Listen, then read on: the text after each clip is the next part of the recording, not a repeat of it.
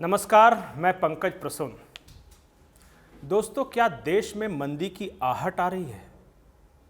मैं ये इसलिए कह रहा हूँ कि माइक्रोसॉफ्ट कंपनी ने कल ही 1100 कर्मचारियों की छटनी कर दी। इसके बाद आज स्विगी ने 380 कर्मचारियों की छटनी की है। और ये छटनी करते वक्त स्विगी के जो सीईओ हैं हर्ष मजेती, इन्होंने क्या कुछ कहा आपको सुनना चाहिए।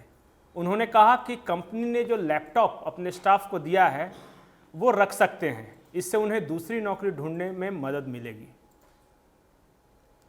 हमारा आज का विषय जो कि राष्ट्रीय मुद्दा है, थोड़ा गंभीर है।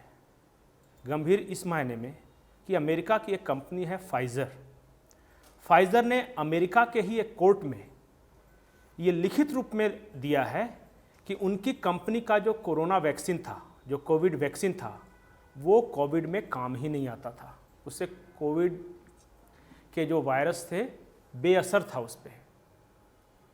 और इसके बाद कई तरह के सवाल आप जब अमेरिकन मीडिया में देखेंगे तो फाइज़र कंपनी के सीईओ भागते फिर रहे हैं, मीडिया वाले उनका पीछा कर रहे हैं। लेकिन भारत से एक अजीब रिश्ता जुड़ा है। आज ही केंद्रीय मंत्री हैं Rajeev Chandrasekhar, skill development minister हैं मोदी सरकार में। इन्होंने एक ट्वीट किया और उस ट्वीट में उन्होंने कहा कि फाइज़र कंपनी भारत में भी अपने वैक्सीन बेचना चाहती थी, लेकिन मोदी सरकार ने मना किया। फाइज़र ने बहुत दबाव बनाया। इसके अलावा जिन लोगों ने दबाव बनाया मोदी सरकार पर कि फाइज़र का वैक्सीन आप अपने देश में मंगाएं, यहाँ के लोगों को लगवाएं, उन लोगों में नाम था राहुल गांधी, पी चिदम्बरम, जयराम रमेश और अरविंद केजरीवाल। मुझे लगा कि केंद्रीय मंत्री राजनीतिक वजहों से ये सब ट्वीट कर रहे हैं। फिर मैंने उस दौरान राहुल गांधी के कुछ ट्वीट्स देखे और वाकई ये सच्चाई है। उस वक्त जिन शब्दों का इस्तेमाल राहुल गांधी कर रहे थे फाइज़र वैक्सीन के लिए और जिस तरह के उन्होंने ट्वीट किए, उन्होंने कभी अमेरिकी चैनल का कोई क्लिप्स लगाया और बार बार वो लगातार सीरीज में ट्वीट कर रहे थे कि फाइज़र कंपनी के वैक्सीन को भारत में लाओ, भारत में लाओ, भारत में लाओ। क्या इसके पीछे कुछ और कहानी थी? फिलहाल हमें नहीं पता, इसलिए कहेंगे हम नहीं।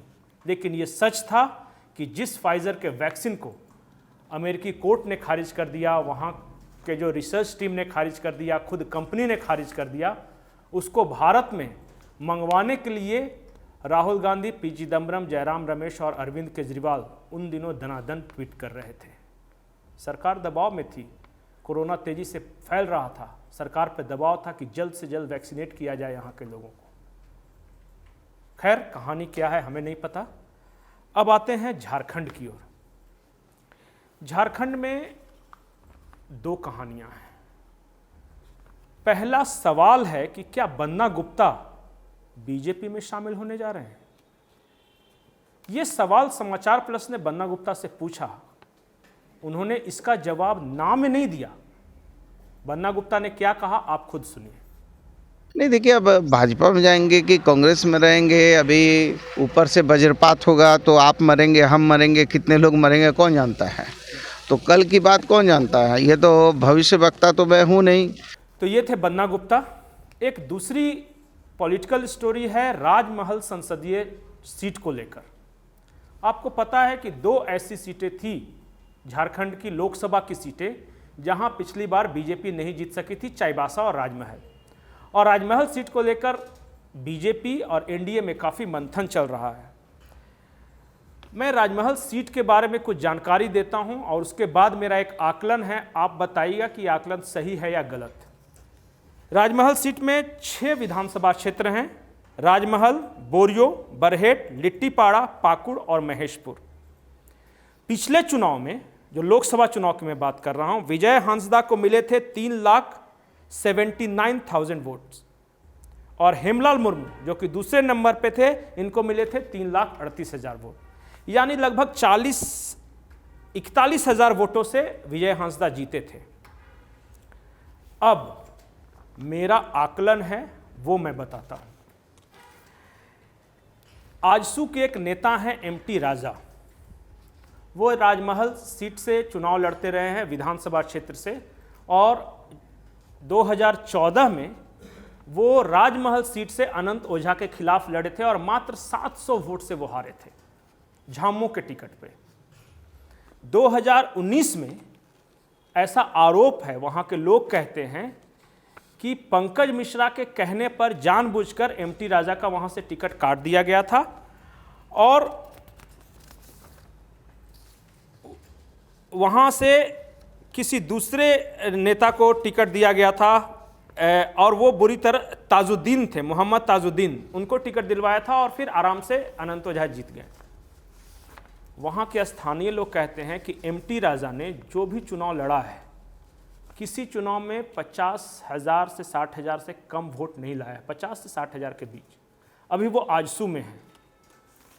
अब आजसू में ये कहा जा रहा है कि एमटी राजा का अपना वोट है 50,000 के करीब। इसके अलावा पाकुड़, जो कि राजमहल लोकसभा क्षेत्र में ही है, वहाँ एक नेता हैं अकील अख्तर। अकील अख्तर आजसू में है और कहा जा रहा है कि 30 से 40,000 वोट उनका अपना है। वो निर्दलीय भी लड़ेंगे तो 30 से 40 उनको मिलेगा। तो 50 से 60,000 वोट एमटी राजा का और 30 से 40,000 वोट अकील अख्तर का, ये दोनों मिला दें तो हो जाता है 1 लाख के करीब वोट।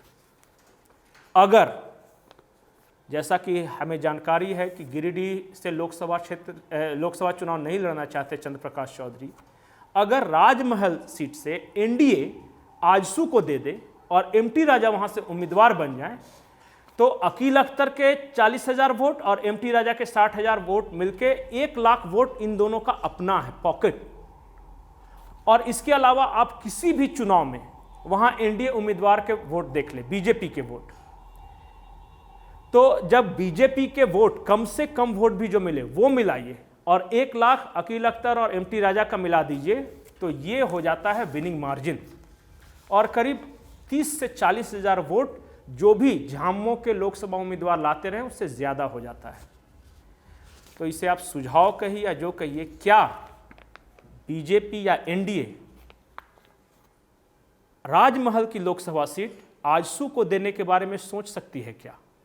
और अगर खास करके वहां से एमटी राजा उम्मीदवार हो जाए, लोकसभा उम्मीदवार, तो क्योंकि एक सीट तो लोकसभा में आजसू को देना है और वो सबसे मुफीद सीट राजमहल की वही लग रही है। इस बारे में एनडीए के रणनीतिकार ज़्यादा बता सकेंगे, क्योंकि 2 लाख कम से कम हैं वहाँ बीजेपी के वोट जो कि हमेशा मिलते रहे हैं और 1 लाख इनके वोट हैं। 3 लाख वोट कम से कम मिलेंगे ही मिलेंगे। इसके अलावा बोरियो में लोबिन हेम्ब्रम फैक्टर है और कई और फैक्टर हैं, चाहे वो लिट्टीपाड़ा की बात कर ले, और जिसकी वजह से झामुमो को इस बार कुछ वोटों के नुकसान की आशंका है। खैर, जिन पार्टियों को लड़ना है वो फैसला करेंगे। ये तो थी झारखंड की बात। अब आते हैं बिहार में।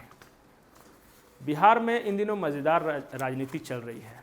आज ही की खबर है कि उपेंद्र कुशवाहा अचानक दिल्ली चले गए और अचानक दिल्ली जाने पर जब मीडिया कर्मियों की नज़रें गई तो उन्होंने एक ट्वीट कर दिया और ट्वीट में कह दिया कि मैं रूटीन चेकअप के लिए एम्स में भर्ती हुआ हूं। और एम्स से एक और तस्वीर आई। उपेंद्र कुशवाहा सचमुच एम्स के बेड पे लेटे हुए हैं और उनके आसपास जो नेता हैं वो सारे के सारे भारतीय जनता पार्टी के नेता हैं। प्रेमरंजन पटेल भारतीय जनता पार्टी के प्रवक्ता हैं, संजय टाइगर और राष्ट्रीय अनुसूचित जाति के योगेंद्र पासवान, ये बीजेपी के राष्ट्रीय अनुसूचित जाति के हैं। तो सवाल है कि क्या उपेंद्र कुशवाहा सिर्फ बीजेपी के नेताओं को लेकर एम्स भर्ती होने पहुंचे थे? बिहार में बहुत जोरों से ये चर्चा है कि उपेंद्र कुशवाहा पाला बदल सकते हैं, वो दोबारा बीजेपी के पाले में आ सकते हैं, एनडीए में आ सकते हैं। और इसी से जुड़ी एक और खबर यह है कि आरसीपीसी गुट के एक प्रवक्ता हैं कन्हैया, उन्होंने बड़ा बयान दिया है कि आरसीपी सिंह कुर्मी और उपेंद्र कुशवाहा कोयरी ये मिलकर एक गठबंधन बनाने वाले हैं और ये बीजेपी की तरफ आकर एक साथ चुनाव लड़ेंगे। चिराग पासवान, आरसीपी सिंह, उपेंद्र कुशवाहा, पासवान, कुर्मी और कोयरी, इसके अलावा बीजेपी के परंपरागत वोट। बिहार में असली खेला अभी बाकी है और कहा जा रहा है, हर कोई कह रहा है कि अगले 4 महीने में नीतीश कुमार मुख्यमंत्री रहेंगे या नहीं रहेंगे, इसे लेकर एक बहुत बड़ा क्वेश्चन मार्क है। नमस्कार।